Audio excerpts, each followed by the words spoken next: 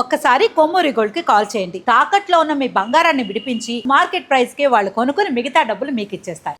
Big breaking news చూస్తా ఉన్నాం. వైసీపీకి సంబంధించినటువంటి మాజీ మంత్రి కొడాలి నానిని ఎట్టకేలకు పోలీసులు అరెస్ట్ చేసినటువంటి పరిస్థితి. అరెస్ట్ చేసి కొడాలి నానిని ఏకంగా విజయవాడకు తరలిస్తున్నారనేటటువంటి ఒక అంశం కూడా తెరపైకి వస్తుంది. వాస్తవానికి కొడాలి నాని పరారీలో ఉన్నాడు. కొడాలి నాని ఆంధ్రప్రదేశ్ నుండి పారిపోతున్నటువంటి నేపథ్యంలో, కొడాలి నాని ఇక్కడ నుండి ఎగ్జిట్ అవుతున్నటువంటి నేపథ్యంలో పోలీసులు అదుపులోకి తీసుకున్నటువంటి పరిస్థితి. కొడాలి నానిని ఏకంగా ఆంధ్రప్రదేశ్లో కాదు, కోల్కతా ఎయిర్పోర్ట్లో అరెస్ట్ చేసినటువంటి పరిస్థితి.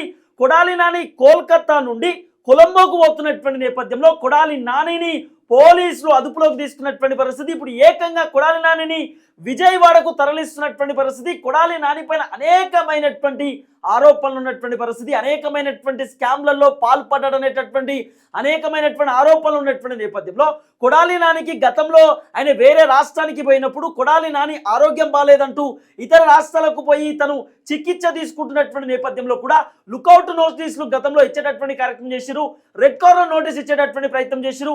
ఎక్కడున్నాడు కొడాలి నాని? అసలు కొడాలి నాని ఎందుకు బయట రాష్ట్రాలకు బయట దేశాలకు వెళ్ళిపోతా ఉన్నాడు? కొడాలి నానికి సంబంధించిన పాస్పోర్ట్ కూడా సరిగ్గా లేదు. అనేకమైనటువంటి కేసులు కొడాలి నాని పైన ఉన్నాయి.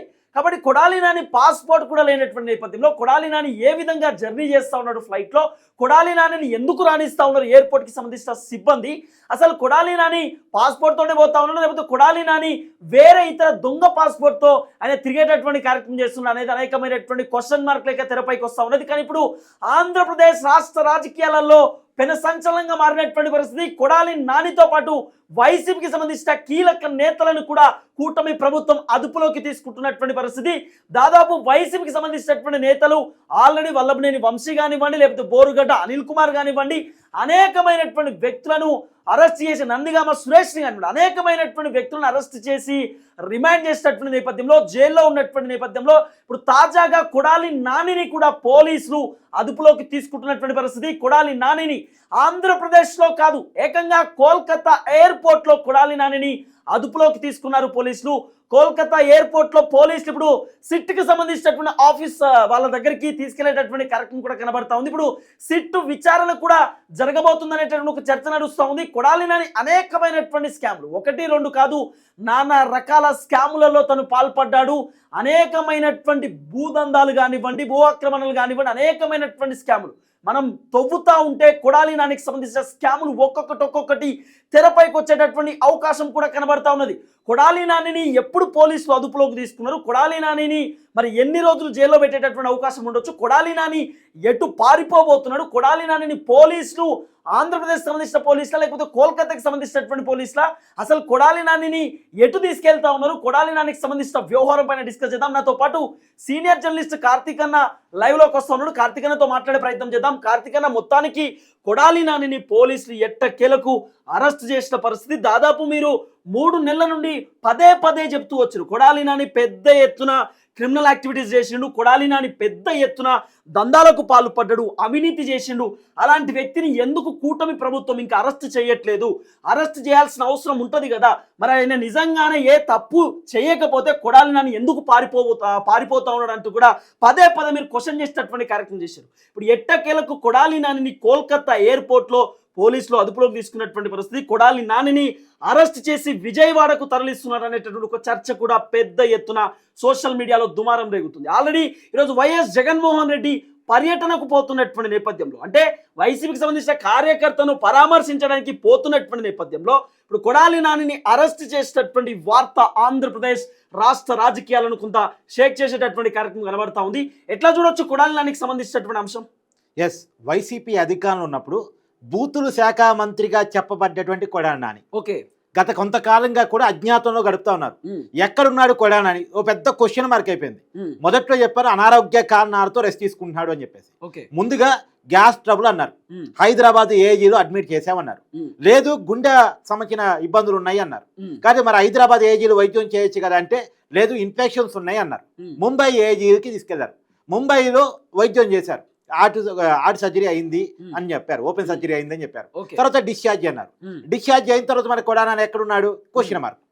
అతని మీద పలు కేసులు ఉన్నాయి, పలు నోటీసులు ఉన్నాయి. ఇప్పుడు మట్టి స్కామ్ చాలా కీలకమైన స్కామ్, మట్టి స్కామ్ చేశాడు అనే దాని మీద పోలీసులు ఆల్రెడీ నోటీసులు ఇచ్చున్నారు విచారణకు రమ్మని, కానీ విచారణకు రావట్లేదు.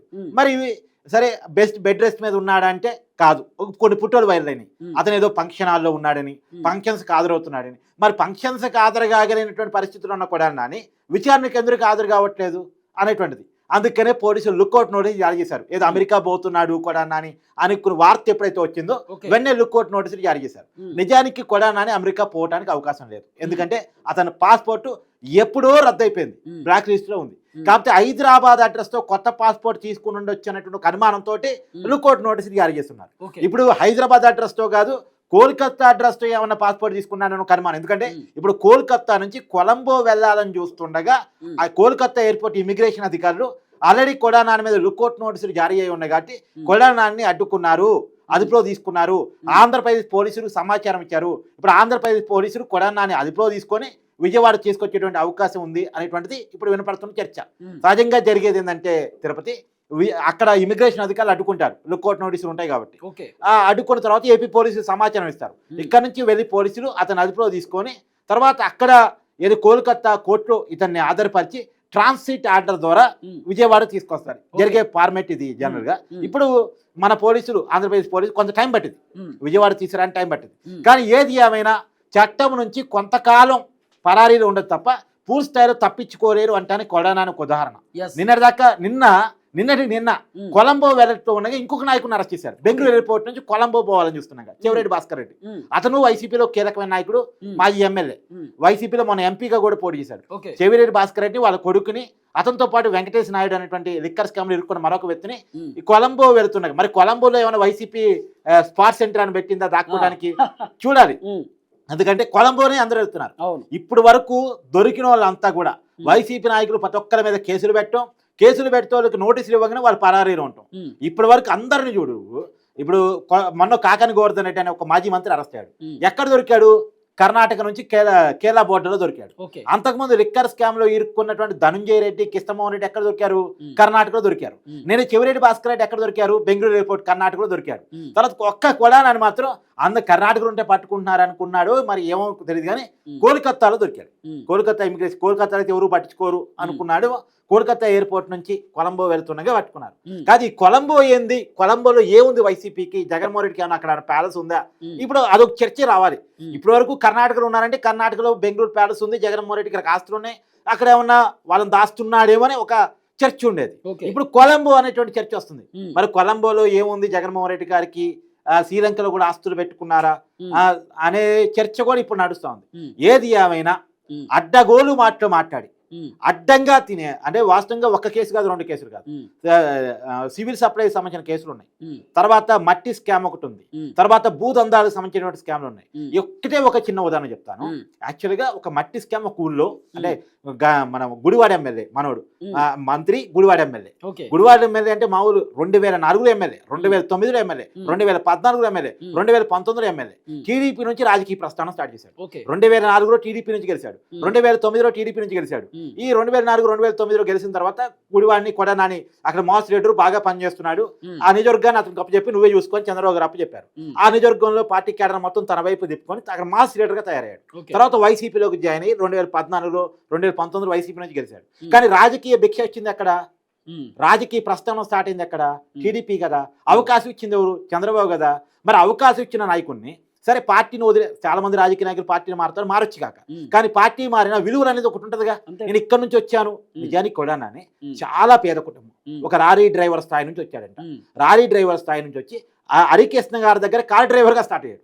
హరికృష్ణ గారి దగ్గర కార్ డ్రైవర్ గా స్టార్ట్ అయ్యి జూనియర్ ఎన్టీఆర్ గారు పట్టుకొని హరికృష్ణ గారి రికమెండేషన్ మేరకు జూనియర్ ఎన్టీఆర్ గారి ప్రోత్సాహంతో తర్వాత సినిమా నిర్మాతగా మారి టీడీపీలో కొంత యాక్టివ్ రోల్ తీసుకొని వాళ్ళ రికమెండేషన్ తో చంద్రబాబు నాయుడు గారి దగ్గర చెప్పించుకొని 2004లో గన్నవరం గుడివాడ టికెట్ కొట్టాడు. అక్కడ ఉన్న చాలా మందిని కాదని జూనియర్ ఎన్టీఆర్ రికమెండ్ చేశాడు, హరికృష్ణ చెప్తున్నాడు అనే కారణం చేత కొడానాని చంద్రబాబు గారు టికెట్ ఇచ్చారు. ఆ టికెట్ ఇచ్చినప్పుడు ఆ విలువను కావాలి కదా. ఎలాంటి మాట అంటే చంద్రబాబు నాయుడు గారు ఎవరైతే తనకి రాజకీయ జన్మనిచ్చారో, రాజకీయ అవకాశం ఇచ్చారో, ఆ చంద్రబాబు నాయుడు గారు అరెస్ట్ అయ్యి రాజమండ్రి సెంట్రల్ జైల్లో ఉంటే సరే నువ్వు వైసీపీలో ఉన్నావు కాబట్టి వ్యతిరేకించవచ్చు కాదు చంద్రబాబు నాయుడు, కానీ ఇష్టం వచ్చినట్టు మాట్లాడు.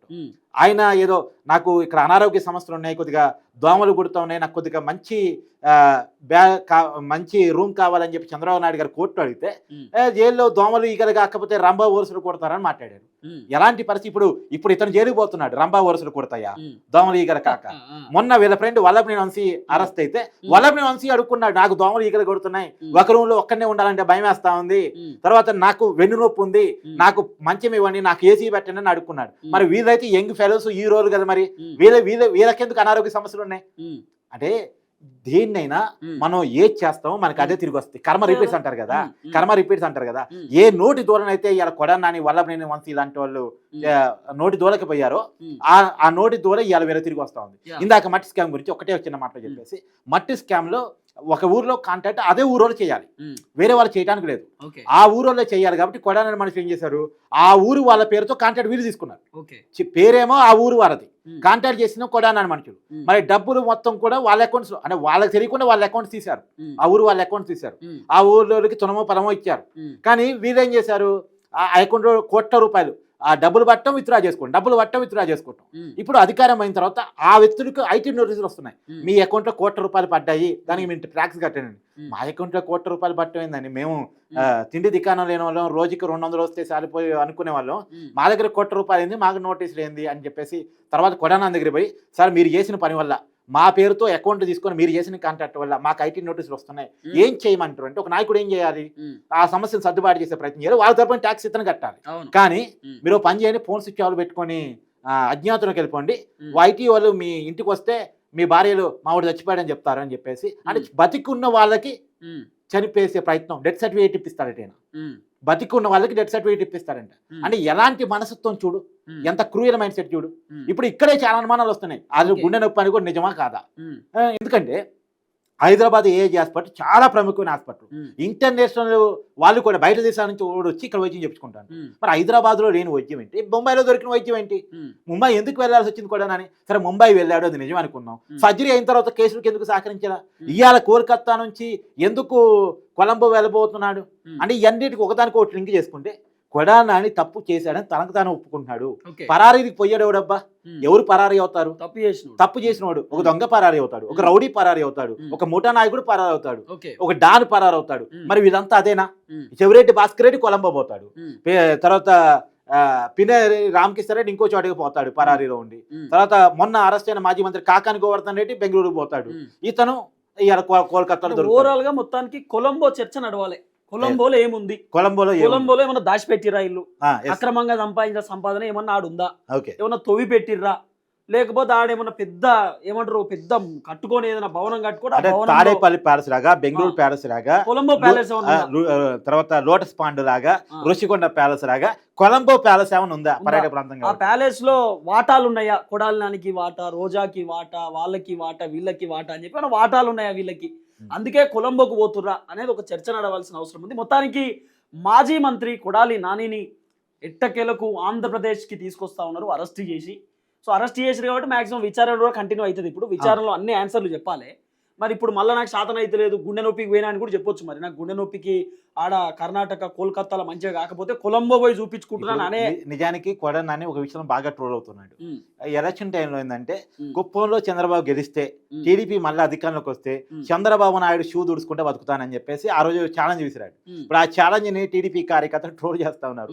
మరి చంద్రబాబు నాయుడు గారు షూ అడిగి ఉంది, ఎప్పుడు దొరకడం అంటే షూ దుడుచుడు అవసరం లేదు, కానీ ఇప్పుడు మాక్సిమం ఆయన జైలుకు పోయి ఏం దుడాలో అది దుడుస్తాడేమో, కానీ జైలుకు పోవాల్సినటువంటి కర్మ వస్తుందేమో అని చాలా మంది మాట్లాడుతూ వచ్చారు. ఇప్పుడు అదే జరగబోవచ్చు అనేది ఒక చర్చ. గతంలో పాపం నోటుకు వచ్చినట్టు మాట్లాడుకోవాలి, అదే చెప్తున్నా. వాస్తవానికి సరే చంద్రబాబు నాయుడు గారు స్కామ్ చేసినా చేయలేదా సెకండరీ, కానీ ఆయన వయసులో పెద్ద అనుభవం ఉన్నటువంటి వ్యక్తి, అవకాశం ఇచ్చినటువంటి వ్యక్తి. అలాంటి వ్యక్తిని పట్టుకొని నువ్వు రాజకీయంగా విమర్శించడం అంటే పెద్ద ఇబ్బంది లేదు. ఎన్ని విమర్శలైన రాజకీయాలలో కామన్, కానీ వ్యక్తిగతంగా దోమలు కుట్టకపోతే రంభా ఊరోసులు కుడతాయా, నువ్వు జైలు పోయింది ఎందుకు, ఎంజాయ్ చేయనీక, ఉండు, నువ్వు చేసిన తప్పుకు నీకు ఇంకా ఫ్యాన్ కావాలన్నా, నీకు ఏసీ కావాలన్నా అని చెప్పి మరీ ఘోరంగా మాట్లాడాడు కొడాలి. ఇప్పుడు ఈ కొడాలి నాని పోతే జైలుకి. అవును, ఇప్పుడు చంద్రబాబు నాయుడు వాళ్ళ నాన్న ఖర్జూరం నాయుడు ఏ ఇస్తా వచ్చినట్టు మాట మాట్లాడేవాడు. ఇప్పుడు అదే కొడాలి నాని జైలుకు పోతే, అదే రాజమండ్రి జైల్లో ఇదే కొడాలి నాని లోపడేసిన తర్వాత దోమలు గీమలు కుట్టి నాకు దోమలు కుడుతునే వాళ్ళు కావాలంటే ఈయన అంత దారుణమైన భాష కూటమి వాళ్ళు మాట్లాడరు, మాక్సిమం వాళ్ళు మాట్లాడకపోవచ్చు. కాబట్టి కొడాలి నాని ఆయన గోత ఆయన దోవుకున్నాడు అని చెప్పాలి ఆయన మాటలో. అంటే అనవసరంగా లేనిపోని పంచాయతీ పెట్టుకొని లేనిపోని మాటలని అనవసరంగా ఆయన రాజకీయానికి సంబంధించిన ఆ రాజకీయ గోత అంటాం కదా, రాజకీయ తొవ్వుడు ఆయనే దోవుకున్నాడు. ఆయన రాజకీయంగా ఇప్పుడు ఇబ్బంది పడేటటువంటి అవకాశం కూడా కనబడుతున్నటువంటి పరిస్థితి. సో మొత్తానికి కొడాలి నానిని పోలీసులు అదుపులోకి తీసుకున్నటువంటి పరిస్థితి చూడాల్సిన అవసరం ఉంటుంది, ఏం జరగబోతుందో.